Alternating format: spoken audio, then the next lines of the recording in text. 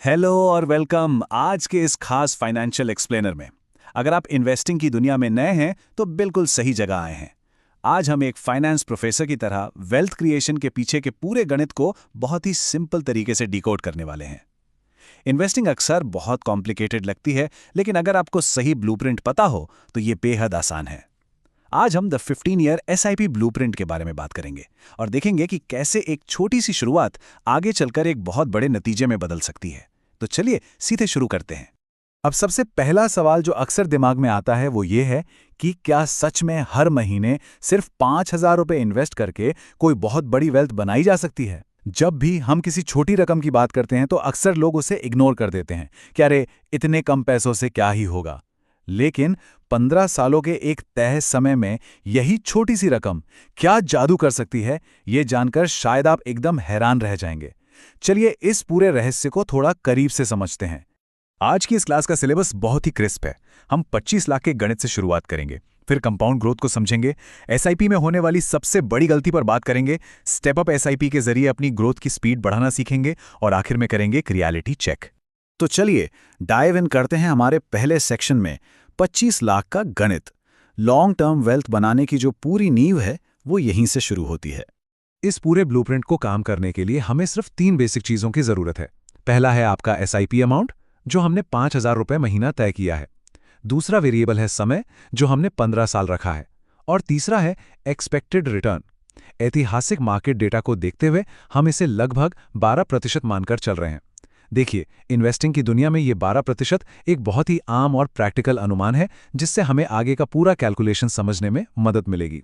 अब अगर हम इसका बेसिक गणित निकालें, हर महीने 5,000 रुपए, साल के 12 महीने और ऐसा लगातार 15 सालों तक, तो आपकी जो कुल जमा की हुई रकम है वो होती है 9 लाख रुपए। अब जरा सोचिए, अगर आपने यही 9 लाख रुपए किसी आम सेविंग्स अकाउंट में छोड़ दिए होते तो क्या होता? जो थोड़ा बहुत ब्याज मिलता वो शायद महंगाई यानी इन्फ्लेशन को भी मात नहीं दे पाता। सेविंग्स अकाउंट में पैसा सुरक्षित जरूर रहता है, लेकिन ईमानदारी से कहें तो वो वहां सच में ग्रो नहीं करता। एसआईपी का गणित हमें एक बिल्कुल अलग ही तस्वीर दिखाता है। और ये रही वो हैरान करने वाली तस्वीर, 25 लाख रुपए।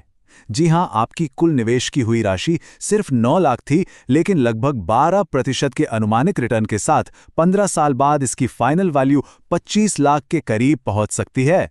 9 लाख से सीधे 25 लाख, ये एक बहुत बहुत बड़ी छलांग है।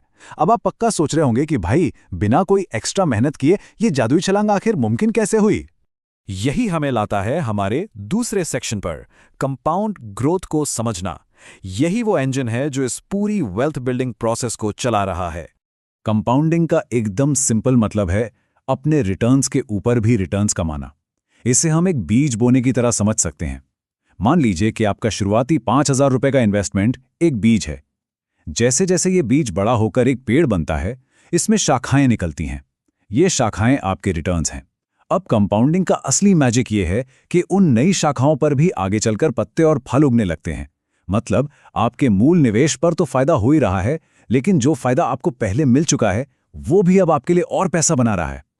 अब अगर हम इस 15 साल के सफर को देखें तो शुरुआती सालों में ग्रोथ बहुत ही छोटी और धीमी लगती है। ऐसा लगता है कि कुछ खास हो ही नहीं रहा है, क्योंकि अभी तो बस बीज पनप रहा है। बीच के सालों में ये थोड़ा सा ऊपर उठना शुरू होता है, लेकिन 15वें साल के आसपास का वो आखिरी मुकाम, वहां ग्रोथ एकदम रॉकेट की तरह शूट अप करती है। ऐसा इसलिए होता है क्योंकि समय के साथ कंपाउंडिंग की रफ्तार बहुत तेज हो जाती है। जितना लंबा समय आप मार्केट में टिके रहेंगे, आपका ग्रोथ ग्राफ उतना ही ज्यादा स्टीप यानी तेजी से ऊपर जाने वाला बन जाएगा। लेकिन रुकिए, ये सब इतना आसान नहीं है। अब हम आते हैं सेक्शन 3 पर, सबसे बड़ी एसआईपी गलती। वो कौन सा गड्ढा है जिसमें नए इन्वेस्टर्स अक्सर गिर जाते हैं? चलिए यहां क्लास में एक छोटा सा क्विज हो जाए। आपके हिसाब से एक नए इन्वेस्टर की सबसे बड़ी गलती क्या हो सकती है? जरा सोचिए। क्या वो गलत फंड चुनना है, या फिर मार्केट के थोड़ा सा गिरने पर पैनिक कर जाना है? इसका असली जवाब मार्केट की किसी चाल से नहीं जुड़ा है, बल्कि ये हमारे अपने धैर्य यानी हमारे पेशेंस से जुड़ा हुआ है। सबसे बड़ी गलती है 1 या 2 साल में ही बोर होकर या घबराकर अपनी एसआईपी को बंद कर देना। हम जोश जोश में शुरुआत तो कर देते हैं, लेकिन उसे 15 साल तक कंटिन्यू करने का धैर्य नहीं रख पाते। जैसा कि हमने अभी देखा, असली और बड़ी ग्रोथ तो आखिरी के सालों में आती है। अगर आप शुरुआत में ही अपना निवेश रोक देते हैं तो ये बिल्कुल वैसा ही है जैसे आपने उस कंपाउंडिंग वाले पेड़ को फल देने से ठीक पहले ही काट दिया हो। लंबे समय तक धैर्य बनाए रखना ही इस पूरे ब्लूप्रिंट की इकलौती चाबी है। अब बढ़ते हैं हमारे चौथे सेक्शन की तरफ। क्या हो अगर हमें और भी तेजी से ग्रो करना हो? यहां हम यूज करते हैं स्टेप अप एसआईपी की स्ट्रैटेजी।